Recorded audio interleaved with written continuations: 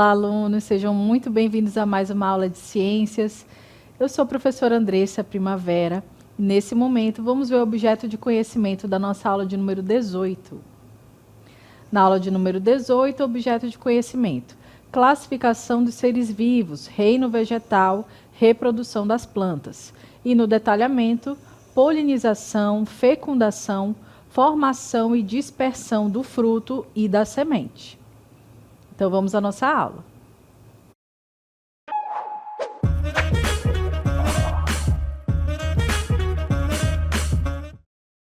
Muito bem. Você já observou como a natureza ela é perfeita em todos os seus aspectos, em toda a sua beleza, não é mesmo? Bom, se você parar aí para observar os animais, a forma como eles chegam aí nas flores, tudo que eles realizam, né? Eles estão ali em busca de alimento, por exemplo. Mas enquanto eles se alimentam, eles também podem aí ajudar as plantas a se reproduzirem. Então é muito comum na natureza que esses animais, né, eles possam aí contribuir, favorecer a reprodução das espécies. Já imaginou se não existissem aí esses animais, né? Como seria o nosso planeta? Como seria a natureza? Provavelmente não haveria tantas flores, não haveria aí alimentos como frutos, e aí a gente não conseguiria perceber toda essa riqueza de detalhes, né? Esse equilíbrio dentro da natureza.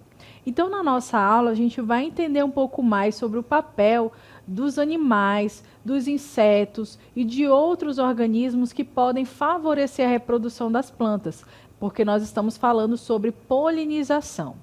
E o que seria então a polinização? Vamos conhecer. Ela consiste na transferência do pólen da parte masculina da flor, que é chamada de antera, para a parte feminina da flor, que é chamada de estigma. Então, observe aí, gente, que a polinização ela é um processo, tá? Que ela vai ser realizada por agentes, né, polinizadores. Esses agentes polinizadores, eles podem ser das mais variadas formas.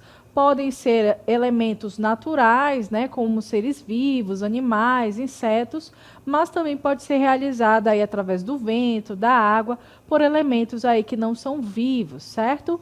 Bom, e essa polinização ela vai ocorrer em vegetais superiores, ou seja, aqueles que possuem as flores e essas flores possuem então aparelho reprodutivo, tanto masculino quanto feminino. Então, no caso aí do aparelho reprodutor masculino é a antera que vai produzir o pólen e o aparelho reprodutor feminino é o estigma que vai então receber esse pólen e lá dentro, né, ela também vai gerar o óvulo ou a osfera que vai ser fecundada, né, por esse grão de pólen que vem lá do aparelho reprodutor masculino. Algumas plantas elas vão apresentar flores que possuem os dois aparelhos simultaneamente e fazem aí a autofecundação. Mas tem outras plantas que vão apresentar flores que só têm o aparelho reprodutivo feminino e outra que só tem o aparelho reprodutivo masculino. Então a gente vai entender um pouquinho dessa dinâmica de como funciona a polinização nessas plantas. Vamos observar aí que as plantas elas produzem flores e elas podem realizar a autofecundação. No caso aí da autopolinização ou da autofecundação, é quando a polinização é feita de forma direta. Então, vamos observar aqui que nós vamos ter no aparelho reprodutivo masculino e feminino, teremos aí na mesma flor, certo? Então, você vai observar aqui que as anteras, que são essas estruturas aí do aparelho reprodutor masculino, vão produzir o grão de pólen e esse grão de pólen vai chegar aqui dentro do estigma, vai passar aqui para dentro dessa forma, né, de vaso que tem dentro das flores. Lá dentro das flores nós vamos ter, então, as zoosferas, que são as células responsáveis aí, né, pela fecundação. Aliás, esse grão de pólen, quando cair aqui dentro e se encontrar com a osfera, é que vai ocorrer esse fenômeno de fecundação, certo? Então, esse grão de pólen, ele cai sobre o estigma da própria flor que o originou. resultando em autofecundação ou autopolinização. Então, é muito comum que algumas flores sejam assim, apresentem os dois aparelhos reprodutivos. Mas, do ponto de vista biológico, né, a gente pode dizer que não é tão vantajoso assim para essa planta, porque ela não vai ter uma variabilidade genética. Se ela fosse cruzada, né, com outra planta, talvez essa variabilidade genética aumentasse, né? Então, a gente tem aí, no caso, a autopolinização ou a autofecundação, quando a mesma flor apresenta os dois aparelhos reprodutivos e ela própria se autofecunda, certo? Mas essa fecundação ou essa polinização nas plantas, ela pode ocorrer de maneira cruzada. E aí a gente diz que ela pode ser indireta, né, uma polinização indireta ou cruzada. Então vamos observar. É quando o grão de pólen é transportado de uma flor para outra da mesma espécie, né? Então, importante a gente dizer aí que só vai haver reprodução entre indivíduos da mesma espécie. Por mais que a gente esteja vendo aí que é uma polinização cruzada, né? De uma flor para outra. Essa forma de polinização permite a variabilidade genética, sendo mais vantajosa. Então, você observa aí, olha, que um indivíduo, né, que apresenta uma flor, ele vai produzir o pólen e esse pólen pode ir parar na outra flor, né, que vai receber esse grão de pólen no seu estigma. Isso é muito comum em plantas como, por exemplo, o mamão. O mamão, a gente diz que tem um mamão macho, um mamão fêmea, né? Nem todos eles vão produzir ou vão ter ali, né, o fruto no momento que a gente espera. Porque vai depender, então, desse grão de pólen vir de uma outra flor, certo?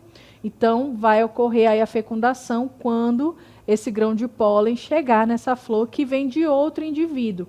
E essa outra planta, ela tem uma outra carga genética, ela vai apresentar outros genes que talvez sejam diferentes. E isso é uma vantagem evolutiva para a espécie, porque aí ela vai receber genes novos, né? Isso vai dar, então, para ela uma vantagem de repente, ter novos genes que vão ser aí de interesse, né? Para que essa planta ela produza frutos mais resistentes, mais atraentes, né, para os polinizadores, por exemplo. Então, a gente viu aí que essa polinização ela pode acontecer como autopolinização, quando é na mesma flor da mesma planta, ou ela pode ocorrer aí na forma cruzada, quando é entre plantas diferentes, certo? Bom, e quando essa polinização ela é cruzada, ela vai depender aí de agentes polinizadores. E esses agentes polinizadores, eles podem ser de variadas formas, né? Podem ser seres vivos ou não, tá? Quando a gente diz que são através de seres vivos, a gente está falando aí de agentes polinizadores bióticos. Podem ser abelhas, vespas, borboletas, pássaros, pequenos mamíferos e morcegos. Então, são todos animais que, quando vão lá visitar uma planta, né, vão comer o seu fruto, vão visitar ali a sua flor, eles vão, então, carregar o grão de pólen nos seus corpos e transportar esse grão de pólen para outra planta. É muito comum a gente visualizar isso em abelhas. Elas saem visitando as flores, né, porque elas são atraídas ali pelo néctar, elas são atraídas pelo odor, né, por aquele perfume também daquela flor. E aí, quando chega lá, ela vai coletar esse pólen ou coletar o néctar e o corpo delas vai ficar cheio desse pólen. Quando ela vai para outra flor fazer o mesmo papel, ela acaba levando então com ela esse grão de pólen. Gente, isso é muito importante, né? Porque esses polinizadores, esses agentes polinizadores, eles garantem que haverá reprodução dessas plantas e, consequentemente, a gente vai ver aí a presença de frutos, a dispersão de sementes para que novos vegetais possam, então, surgir. Se não existissem esses polinizadores, né, nós teríamos um cenário bem diferente. Por isso, nós precisamos lembrar também da preservação, né, das espécies, porque, afinal de contas, são elas que desempenham aí todos esses papéis, essas funções que não dá para reproduzir em laboratório, né?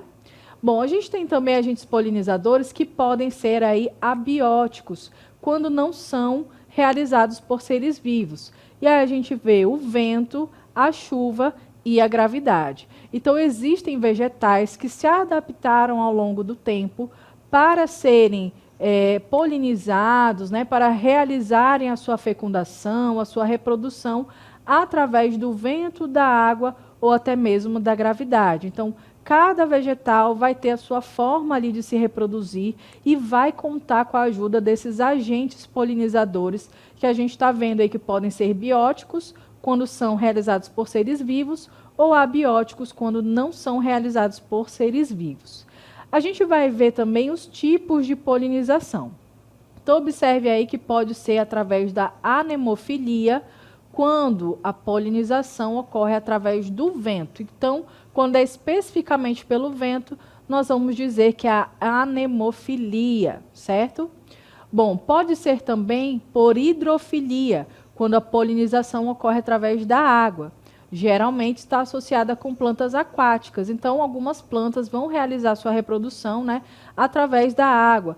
Então, o grão de pólen, né, ou a célula reprodutiva masculina vai cair na água e vai ser transportada até o estigma da flor feminina, por exemplo, né? Então, a gente tem duas formas aqui, olha, anemofilia através do vento e hidrofilia através da água. Nós temos também um outro tipo de polinização, que é através da entomofilia. Então, na entomofilia é quando os insetos são os agentes polinizadores.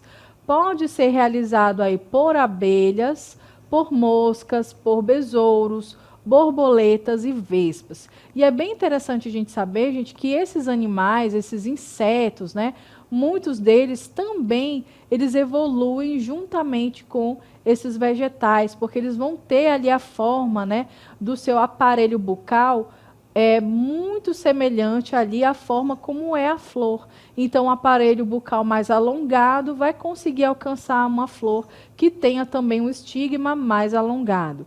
E assim por diante. Então, cada um desses insetos, né, as abelhas, as moscas, os besouros, as borboletas e as vespas, elas vão também realizar a polinização. Algo bem interessante sobre as borboletas é que elas têm um aparelho bucal, né, bem enrolado, como se fosse uma tromba de elefante enrolada, e quando ela chega ali naquela flor, ela desenrola então esse aparelho bucal e consegue coletar ali o néctar, né, daquela flor, e com isso, ao entrar ali naquele aparelho reprodutivo, ela também pode transportar, né, o grão de pólen para outras flores. Nós temos aí, gente, a importância, né, desses insetos, como no caso aí das abelhas, são elas os principais agentes polinizadores dos vegetais. Então, é muito comum a gente passar por algum lugar que tem uma vegetação e encontrar abelhas. Ou quando você está se alimentando em um ambiente externo, né, e aquele açúcar presente na sua bebida, na sua comida, pode atrair esse tipo de insetos. Porque eles vão em busca mesmo desses odores, né, que são muito característicos aí das plantas, e eles vão em busca da sua alimentação, e com isso eles devolvem, né, para a natureza a questão aí da reprodução. Então, através dessas abelhas é que muitas plantas podem se reproduzir, né?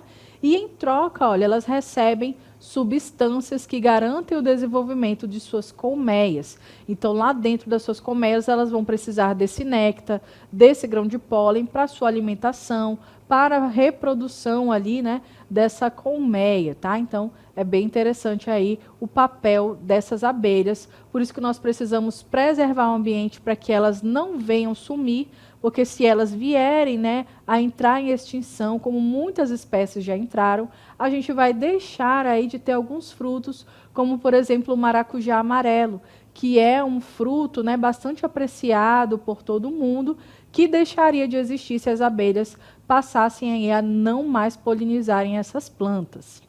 Bom, a gente vai prosseguir para falar de outros tipos de polinização, como no caso da ornitofilia. Então, observe aí que a ornitofilia é quando o pólen é transportado por aves.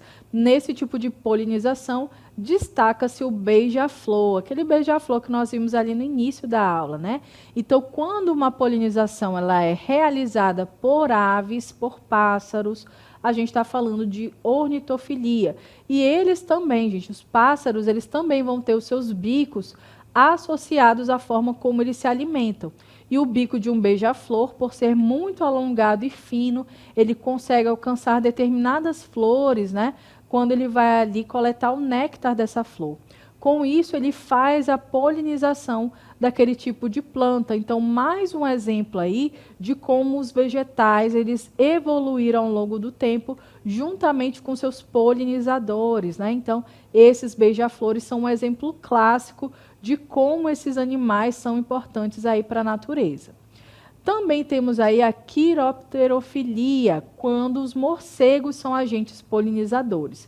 Então, muitos morcegos, né, eles podem não ser hematófagos, que são aqueles que vão sugar o sangue de outros animais. Eles vão ser frugívoros, vão procurar aí frutos, né, para se alimentar e também podem coletar o néctar de algumas flores. Então, quando o morcego vai realizar a polinização, a gente está falando ali de quiropterofilia, tá? Então, é quando a polinização ocorre através dos morcegos. Bom, e a gente tem aí, né, com essa associação de espécies, de animais e de vegetais, a gente vai ter aí um casamento perfeito que vai resultar, então, na reprodução desses vegetais e vai gerar para a gente algo muito apreciado, não só pelos animais, como seres humanos também, que é o fruto. Então, o que é o fruto, gente? É a parte do vegetal oriunda do desenvolvimento do ovário e que tem como função proteger e cobrir as sementes. A função dos frutos é proteger as sementes e facilitar a sua dispersão. Então, além de servir como alimento, né, esses frutos eles têm ali um propósito, que é dispersar e proteger aquela semente que foi gerada. Quando um animal ou um inseto ele vai visitar uma flor e ele garante ali que esteja ocorrendo a polinização, o resultado dessa polinização muitas vezes é a geração de um fruto. E esse fruto ele foi originado dentro ali do ovário daquela flor. E dentro desse ovário existia a osfera, ou como se fosse o óvulo, que vai dar origem à semente. Então, esse fruto vai ser ali, né, importante para garantir a alimentação de espécies, né, de animais, de insetos e também do ser humano, mas vai garantir a perpetuação da espécie desse vegetal, porque vai ajudar aí na dispersão dessa semente através do fruto. E nós vamos conhecer como é as partes de um fruto, né? Observe aí que o fruto, gente, ele vai ter algumas partes, né? Então, ele, propriamente dito, é chamado de pericarpo, tá? Então, o fruto é o pericarpo, porque ele foi originado lá dentro do ovário dessa flor. E esse pericarpo, ele vai ser ali, né, aquela parte mais carnosa, mais vistosa daquela planta, né, que vai servir de alimentação. É onde vai ter ali muitos nutrientes e, como a gente já sabe, é o que vai garantir a proteção e a nutrição daquela semente que vai se tornar um embrião. Então, observe aqui que esse fruto ele vai ter o epicarpo, que é a parte mais externa que nós chamamos de casca. Nós vamos ter o mesocarpo, que é a parte da polpa dessa fruta, né, ou desse fruto, que vai ter ali algumas vitaminas, proteínas que vão ser importantes ali para a nutrição, né, dos animais que a consomem, mas também vão servir de nutrição para a semente, que a gente está falando aí que é o endocarpo, essa membrana que encobre a semente. Então, nós temos esse exemplo clássico aí do abacate, né? Ele ilustra bem para a gente o que seria esse pericarpo, o que seria, então, o epicarpo, que é a casca, o mesocarpo, que é a polpa, e o endocarpo, que reveste a semente, certo? O pericarpo, pessoal, sendo o fruto propriamente dito, como nós vamos ver, ele muitas vezes é suculento e de aroma ou sabor característico, e a semente armazena e protege o embrião. Então, essa semente ela também vai ter nutrientes para que quando ela cair, né, quando ela for dispersada no ambiente, ela também possa se nutrir e gerar esse embrião que vai gerar um novo vegetal, né? Vai gerar uma nova espécie ali. No caso aí do abacate, vai gerar um novo abacateiro, né? Para gerar um novo abacateiro, precisa então que essa semente ela seja germinada, certo? Bom, e o pericarpo, ele ainda pode ser subdividido, como nós vimos. Então, observe aí. Ele pode ser subdividido em epicarpo, mesocarpo e endocarpo. E quais são, então, essas três partes, como nós já vimos? O epicarpo é a parte mais externa, tá? Desse fruto, que é a casca, né? Também o mesocarpo é a parte da polpa e o endocarpo a parte que reveste e nutre ali a semente, tá? É bem interessante a gente saber, pessoal, que muitos desses frutos, eles são bem atrativos, né? Justamente para que alguns animais possam coletar eles, se alimentar deles e assim dispersar as suas sementes. Agora fica aquela dúvida, né? Qual é a diferença de fruto para fruta? Será que tem diferença, gente? Tem sim, a gente vai entender um pouco mais sobre isso. Então, observe aí, olha, fruta versus fruto. A fruta é o nome popular para as partes doces e suculentas que podem se originar das flores ou do ovário da planta. Então, geralmente a gente vai chamar de fruta aquelas que são adocicadas, né, que tem ali um sabor diferenciado, que geralmente nós consumimos sem antes precisar do cozimento, por exemplo. Então, essas são, de forma geral, as frutas. Agora, os frutos, gente, têm origem somente do ovário da planta, ou seja, ele é o resultado do ovário desenvolvido após a fecundação, contendo em seu interior as sementes. E como a gente está vendo aí o exemplo, o tomate. O tomate, gente, ele é um fruto. Por que ele é um fruto? Porque ele foi originado do ovário da planta.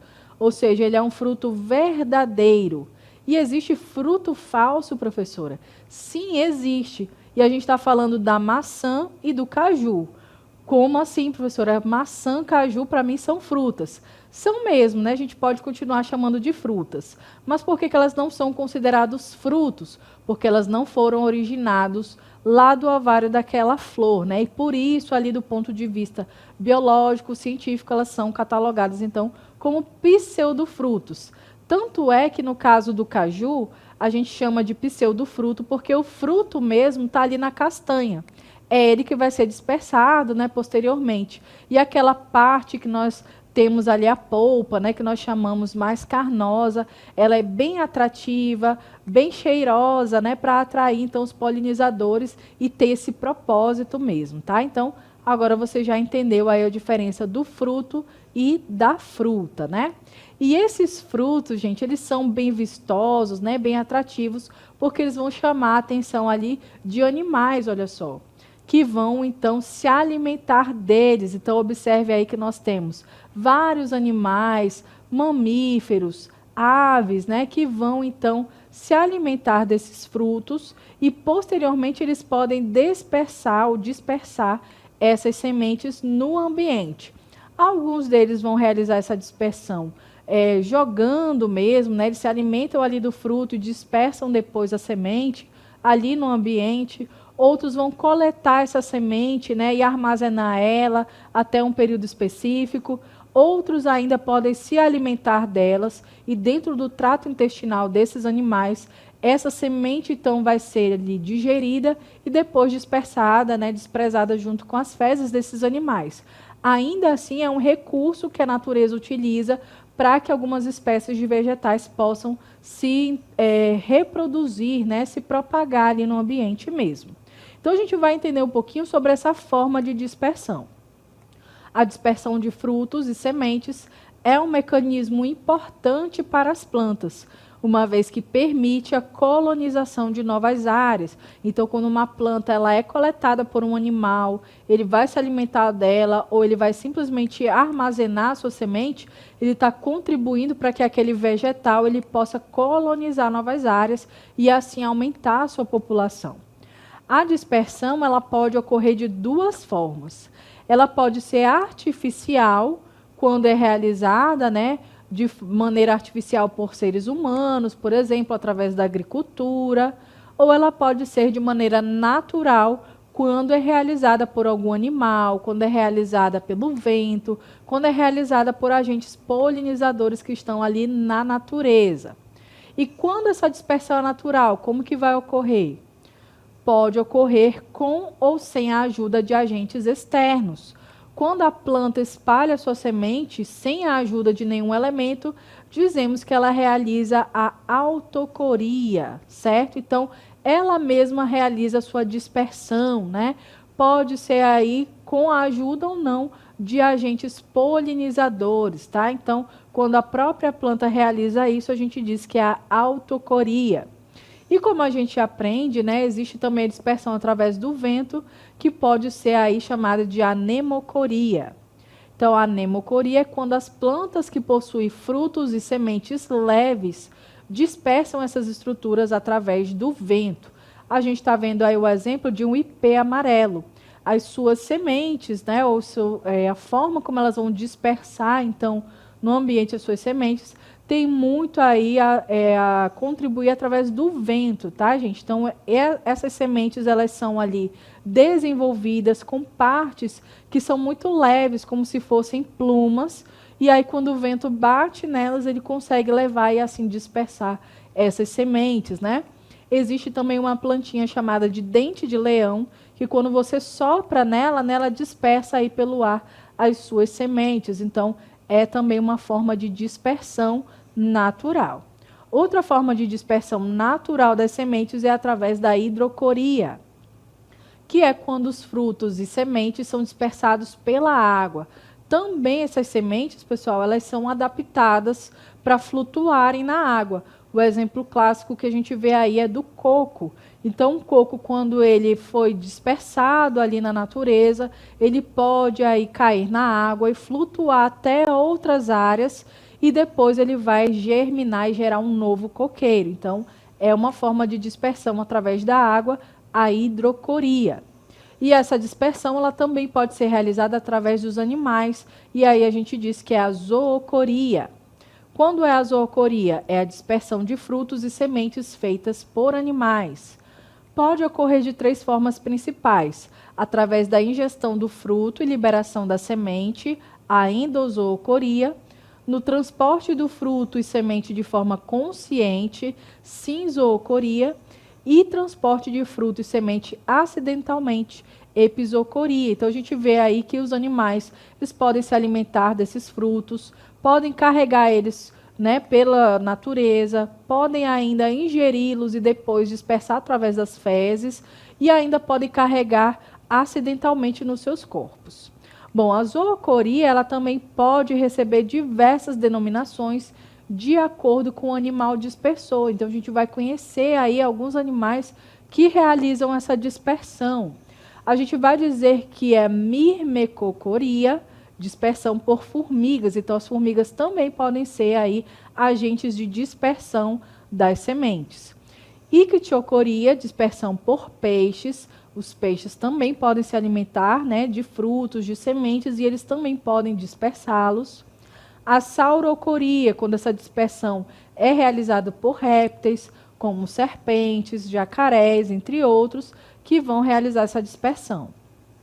Ornitocoria, quando essa dispersão é realizada por pássaros, é o mais comum da gente visualizar, né? Os nossos exemplos aí foram geralmente por pássaros.